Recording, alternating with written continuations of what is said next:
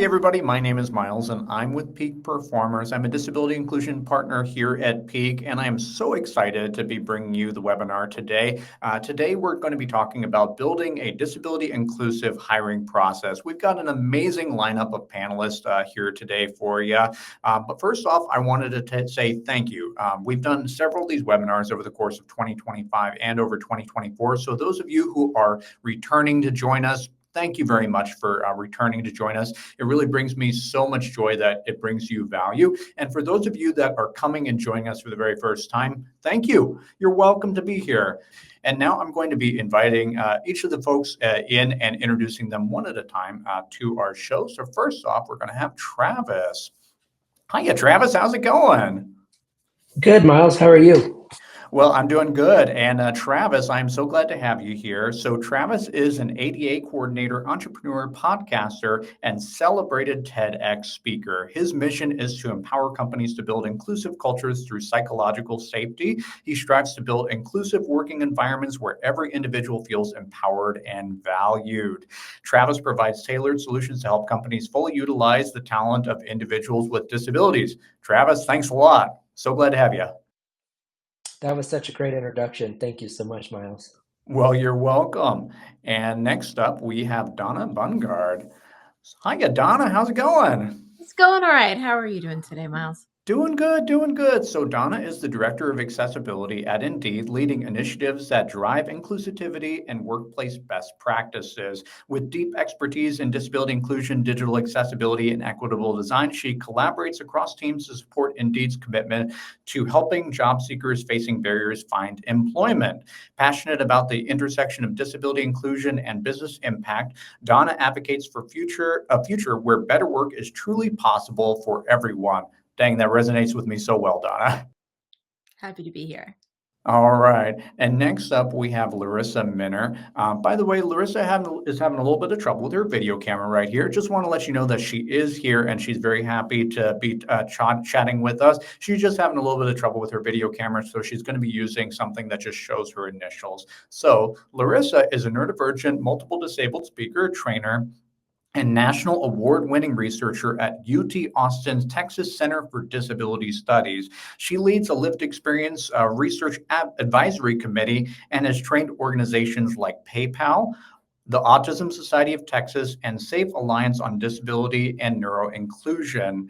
An international keynote speaker, Larissa also serves in executive leadership on a National Disability Council, co-hosts 2 disability-focused podcasts, runs a neurodivergent YouTube channel, and creates continuing education training, programming, and accessible content centered on equity. Larissa, thank you so much for being here. Hi, I'm happy to be here. And without any further ado, we're going to dive right into some of the questions that we have at hand. And Travis's first one is going to be for you.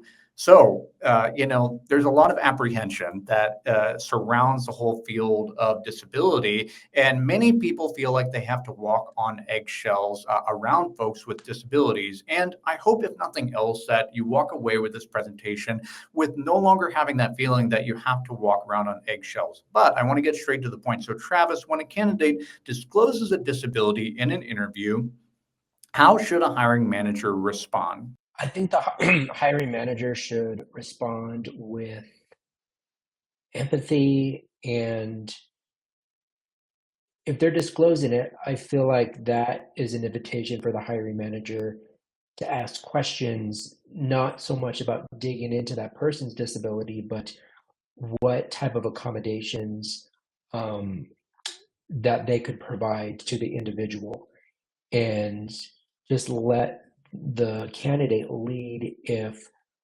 they want to talk more about their disability that they disclosed. But hiring managers, it would be in their best interest to just have that discussion and figure out what the best solution would be to accommodate if they were to get hired. Absolutely. So this is the start of the conversation. And what I describe is that it's okay to show curiosity as long as you do it in a respectful manner, and as long as you do it in a way that's not going to call attention in any kind of negative sense to that individual. Is that kind of like how you would describe it too? I think so. Yeah, for sure. I mean, having cerebral palsy, and I've been in interviews before, good and bad. But I think,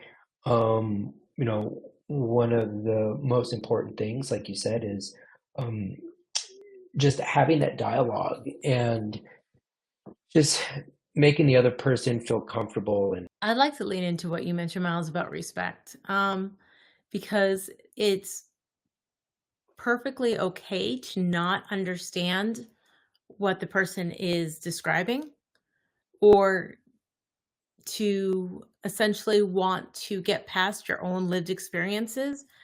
I tell people I'm mysteriously neurodivergent. It was the late 80s, early 90s. No one knows what to do with me back then. So I'm something. But my point is, if people, they only knew the ADHDers who were running around in circles at school, and they weren't sure what to do with somebody who was presenting very differently. Well, they might have questions of, wait a second, you never want to say, well, you don't seem blah, blah, blah, whatever it is, but want to say about, how does this impact your work? How does this impact the way you want us to communicate with you? What are your access needs to make sure we're setting you up for success? And I think respect is the core of that, because the idea is about maximizing every employee's potential. And in order to do that, it's about asking questions related to that role so they are set up for that success. So, first off, what might an accommodation look like during an interview, and how can we let candidates know that accommodations are available during the interviews? Reasonable accommodation is just a change that helps a qualified candidate with a disability fully participate and without creating undue burden for the employer. And I would say, as spoiler, emailing the types of questions to expect in an interview is definitely not a burden.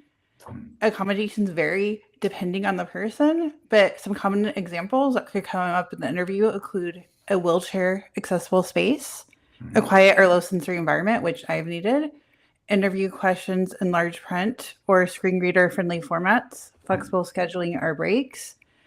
When scheduling interviews, be clear and proactive. Let candidates know what to expect, like how many interviewers, or if there's a test, where and how it will take place, and how long it will last. It helps us know what accommodations we might need, and let people know that they're welcome to request accommodations. I always recommend asking every candidate up front if they need anything to make the interview work better for them. That can be automated during scheduling, and honestly, it makes it easier for everyone to ask. I have felt more comfortable asking for accommodations when I knew everyone was being asked. If you're worried the word accommodation might discourage people from requesting needed support, you can simply say, is there anything we can adjust to help you bring your best to the interview? Some organizations also use something called universal design. That just means building accessibility into the process from the start rather than waiting for someone to request it. Think of it like automated captions. It's available to everyone, but it's helpful to many. In interviews, universal design might look like offering questions in advance, letting candidates choose remote or in person, sharing questions in multiple formats, spoken, written, or visual, letting candidates revisit a tough question at the end, and allowing a support person with clear expectations.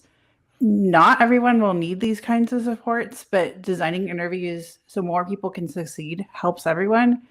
Even small tweaks like clarifying vague questions can make a huge difference. And just to be clear, universal design doesn't replace accommodations, it just makes the process more inclusive by default. And what I've observed over the years is that just because people aren't asking you for accommodations right now doesn't mean that they're not needed. There's a lot of people out there that just feel awkward about asking for it. And so if you simply take the step of extending yourself and making sure that it's clear that we welcome any kind of accommodation request, then it really does go a long way to ensuring that people can self-advocate and request what they need to be successful. And there's a lot of people that might be joining the call that accessibility, that sounds like something that you'd find on the back of the cereal box. They have no idea what that is.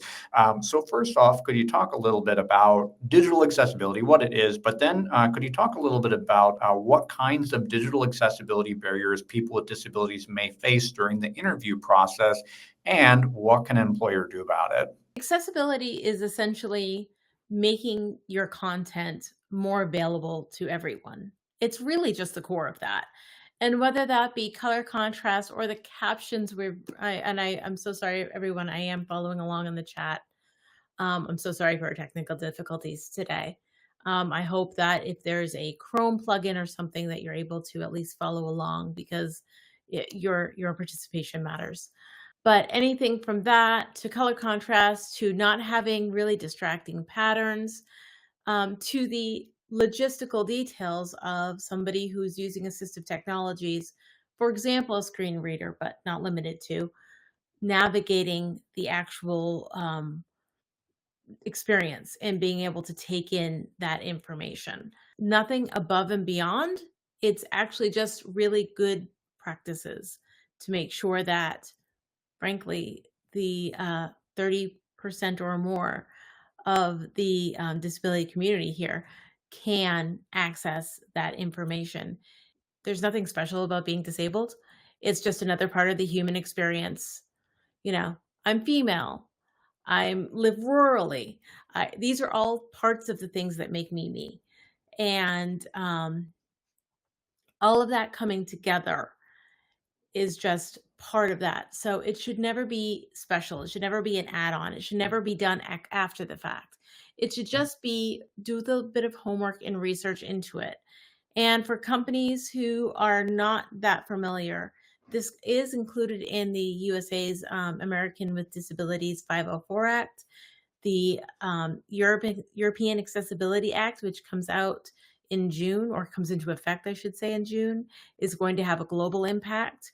So as much as I hate leaning on laws, because we should just want to, we help all people get jobs. We want to help all people access your content. We also really want to take this opportunity to not, just lean only on those laws. We want to lean on the fact that we want all people to be included, because it's the different perspectives and the different learnings that we take away that really empower us moving forward. And I think with digital accessibility, what's important to keep in mind is that it is a changing and evolving landscape. There are some basic fundamentals that you can think about, but it is changing, and it's constantly presents itself with unique challenges. It's something that the many companies just don't try, or they don't try enough. And really, it is incumbent upon you as a company to try to make that extra effort and that step to make sure that all individuals can. And the best thing that you can do is try to plan ahead for when these things come out. We all know there's nobody twisting their mustache in the back room going, ha, ha, ha, I don't want this accessible. It's usually because people have conflicting priorities. They have limited scope, limited budget, limited this, and they don't understand where to fit it in. And just real quick, put it in right in your planning process, put it in your initial ideation and road mapping stages. And suddenly it's not this, oh my gosh, after. Yes, a lot of organizations are going to have what you call technical debt, meaning things that were missed along the way. But it doesn't mean that it has to always be like that. So there's no bad guy in the room, so to speak. What it is that we need to find ways to make it work within your workflows, within your processes, with your vendor relationships, whatever that may be. Because just like everyone here is talking about, oh my gosh, after the fact, there'll be captions. We're so sorry. Things do happen. And it's a matter of putting in as many guardrails as you can to pivot. And I kind of wanted to take the blame out of this, because a lot of people with accessibility or this content in general, if they're not familiar with it, will feel a little defensive, and there's no blame. This is just educational, so we can address everybody in the room. So Larissa, this is something that I've experienced over the years, where I am a pretty good interviewer. I'm pretty good at being interviewed. I'm pretty good at doing interviews.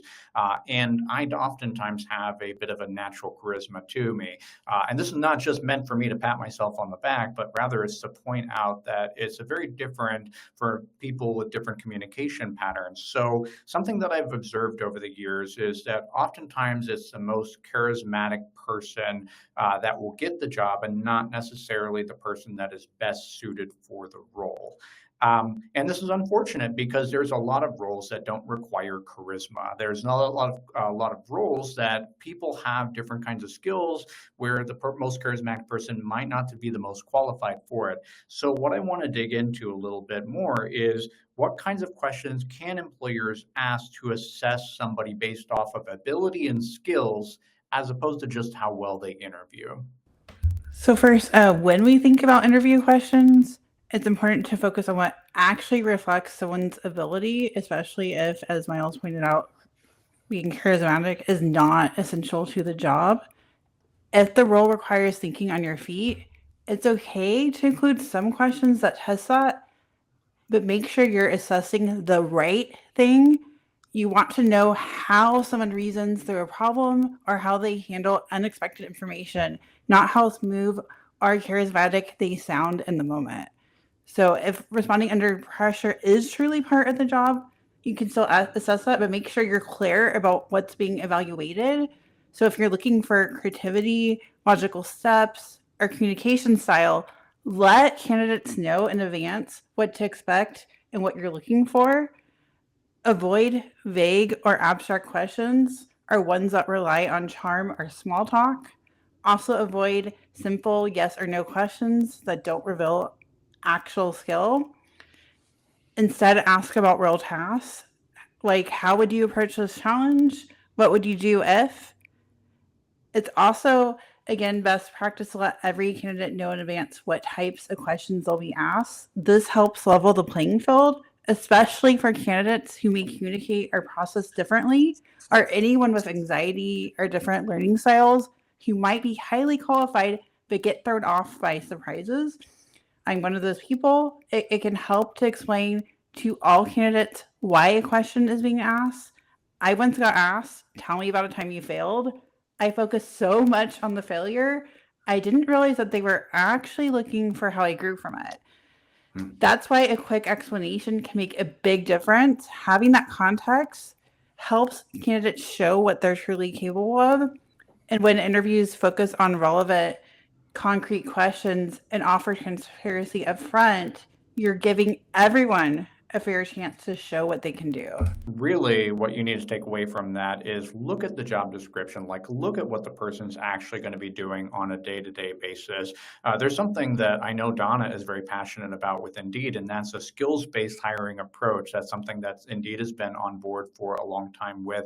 But I know that many people within the disability community have been advocating for this for years. And the challenge that employers run into is that a lot of times they may be copy-pasting a job description over and over and over again. I call this the devil in your copy paste. And a lot of times it's carrying over stuff that is unnecessary in the job description from one job to the next. You might also see this in the way of ability to lift 30 pounds or ability to sit throughout the course of the workday. So it's important to look at the job description closely and actually ask, is this necessary and is this required? But then the other thing that I would challenge you on is we all have biases. We all have biases when it comes to employment and hiring. So it's important that you look inward as an interviewer and consider, what are my biases going into this? How am I perceiving people? And how can I be more open-minded to different people and how they may communicate or think differently than me? And I think it's really important also to keep in mind that when people answer you, they might not describe how you imagine the job getting done, but if they have skills to get the job done effectively, maybe be open-minded in terms of how. So, for example, you might have an incredible employee who's nonverbal. So they use a text-to-voice technology when needing to communicate, or they use captions or whatnot, chats and whatnot. You have how the job gets done doesn't have to be what you've always imagined it to be or what your experience, maybe you had that job. Maybe somebody's going to change, and it could be technology. It could just be a different way of thinking about it, coming at the issue from a slightly different perspective. But regardless of what that is, I also challenge you, as much as everything Larissa and Travis have been saying, and Myles, you too, has been exactly right on. I'd also suggest really opening your mind and asking questions, because if something doesn't make sense, it might not be that the person's not demonstrating the skills. It might be they're coming at it from a slightly different angle, because when you've had to live your life in a world that makes you figure it out on how to get from A to B, maybe their trajectory was a little different, but they got there, and sometimes it's that much more impactful or effective. So ask the questions, how is this working? And being open-minded to different ways. You know, Donna, the ironic part to this for me is that many employers are so focused on innovation, and you have innovation happening every single day. People with disabilities are some of the most innovative bunch that you will imagine, because they are overcoming barriers and challenges that you didn't even know exist. What is your least favorite interview question? And from a disability inclusion perspective, and why do you dislike it? What's your greatest strength and or weakness? Or tell us about a time that you've dealt with conflicts. I don't know. I just think that there's better ways to go about getting to the crux of the answer. You know, having a disability can be both, can be a strength and a weakness. And if you look at it from, I'll just use like the physical disability, you look at it just from the service level, sure, it might be looked at objectively as a weakness, but when you actually start talking to somebody that's got a physical disability, you can actually see that it is a strength, because they've been able to use these innate abilities that they have developed over time, like creativity, resilience, grit, like all these things that maybe the average employee doesn't have. You know, it's so challenging too, isn't it? Because literally what you just described right there is like all of the number one interview questions that I hear over and over and over again. So I don't know if we'll have a single answer for you, but I think it's worthwhile reflecting on it and thinking about it. Larissa, you wanted to say something. Go ahead. So a question that I used to be asked is no longer a problem, but this is very common for people with disabilities. Is I have been asked in the past about a job gap, and I understand why it's being asked, but to me, a better question to ask is saying something like, "Can you share anything about that time that might help us understand your path or how you're approaching work now?" Instead of asking why someone has a gap. I think that helps invite context without demanding an explanation. Sometimes actually I dislike the where did you go to school or where did you work, because I feel as though you can develop the same skills even if you have maybe not had the same opportunities. People with disabilities maybe weren't given the same educational opportunities, maybe weren't given the same opportunities for some of those more prestigious sounding places. Maybe what we can realize is, again, focus in on the skills. What have you learned? Where do you want to go? What is your potential? Where have you come? How far have you come in terms of learning those skills? How can they be applied to this work? I think it takes a level off and takes some of the pressure off to present in that charismatic way Larissa mentioned, and just talk about what you bring with you. And Donna, we're going to turn it right back around onto you, and we're going to talk about the single biggest buzzword of 2025. And I am tired of talking about it, but gosh darn it, we are going to be talking about it anyway, and that is artificial intelligence. But I want to expand the scope a little bit more too. Something that I have seen recently is a company called HireVue, but there's similar other companies that are out there that do something called one-way interviews. Now, if you're joining us right now and you're a job seeker, it's entirely possible that you will be doing one of these in the near future with a large company. And that is where you record yourself into a video camera answering questions with a countdown timer going in the upper left-hand corner. So describe to me a time blank. Okay, you've got 40 seconds. Now start talking really, really fast. Now, the reason that I have a problem with this is that from a disability inclusion perspective, imagine that you have anxiety disorder. Imagine that you have a traumatic brain injury. Imagine that you think differently, and it is really, really stressful for you to do something like this. I get a little bit nervous about putting people in that situation in the first place, but B, then using artificial intelligence to analyze the responses that you get. And it goes back to that charisma thing, right? How well can you talk into a camera for 40 seconds? And those might be the people that perform the best. But as employers deploy new technologies, such as these one-way interviews and artificial intelligence to screen all of our resumes, is there a way that they can do this in a way that is more disability inclusive for all people? Yeah, at Indeed, we talk a lot about using AI to make hiring more human. It's to take away some of the tasks, so that way we can focus on that human connection, finding the right skills, the right fit, the right skill set for the right role, and helping bring people together and match them. And in terms of AI being more inclusive, it really is going to come down to programming, and it's going to, in Donna's opinion, come down to getting people with disabilities helping program those AIs. So if you have people with disabilities in the room when they're programming them, that's more effective. If you're a hiring manager who's looking to deploy these, well, then maybe you should first of all check out what your options are, and think about ways that AI can make hiring more human.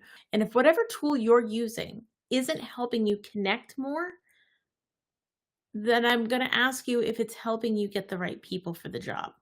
And if you're a job seeker and you're faced with that, see if there's a way to ask, frankly, as an access need or an accommodation, hey, can we look at XYZ? I think that right now, in my opinion, we stand at a moment of a crossroads. We have new technology that is being rolled out very, very, very quickly, and artificial intelligence has the potential to remove a lot of the bias that is already in existing HR systems. So we look at things like people screening people out because of resume gaps. Well, that might be because somebody faced trouble getting employment or had to manage a chronic illness and take some time away from the workforce. We talk about people that might be perceived as job hoppers because they struggle to get accommodations wherever they land. There's all kinds of different patterns that emerge on resumes over and over again. And if we train the artificial intelligence models to replicate these patterns of bias, we're just going to see it in decades to come. So we have an opportunity right now to rethink how we're doing this. And I just want to say briefly, some studies are suggesting that AI can be unintentionally biased against people with disabilities, including autistic people. But I believe there are ways, and we're starting to find out more information to make sure that AI tools, especially like AI interview intelligence tools, are more accessible, because it can actually help ensure consistency across interviews when done in a way where that is the goal. That can help with, sometimes there's gaps where employers may unintentionally look at things like confidence instead of like the actual experience. So you can actually use AI to kind of get more consistent responses. And really quickly, there are some studies suggesting that AI tools can help the interviewee, especially autistic people. There are some tools that can help give like live feedback during interviews, and that actually helped the autistic individuals perform better on the interview.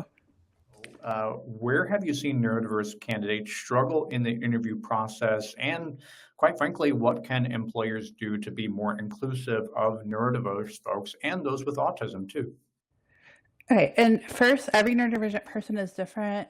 I also want to say I should have defined this earlier when I first used the term, but just really quick, when I'm using neurodivergent, I'm using it in the broader social justice sense. So that means anyone who deviates from neuronormative expectations and identifies as neurodivergent. So, as Myles said, that can include autism, ADHD, learning disabilities, mental health conditions, cognitive and neurological differences, and more. Many neurodivergent candidates struggle with first impressions in interviews, not because of lack of skill, but because interviewers are often trained to judge based on neurotypical standards of confidence or leadership. For example, some people may not make eye contact, or they may make too much. Others may stem or self regulate in repetitive ways, so they might rock our pace. Some might speak with a flat effect, so they may not change how their voice sounds very much. They may have speak in the same tone, or they may not engage in small talk or may use a lot of filler words. And some may be non speaking and use technology to talk. So always presume competence. Know that these differences can be misunderstood. And if these traits aren't essential to the job, it's important to not let them influence hiring decisions. And again, we often make hiring decisions based on surface level impressions. And when we do that, we miss someone's real potential.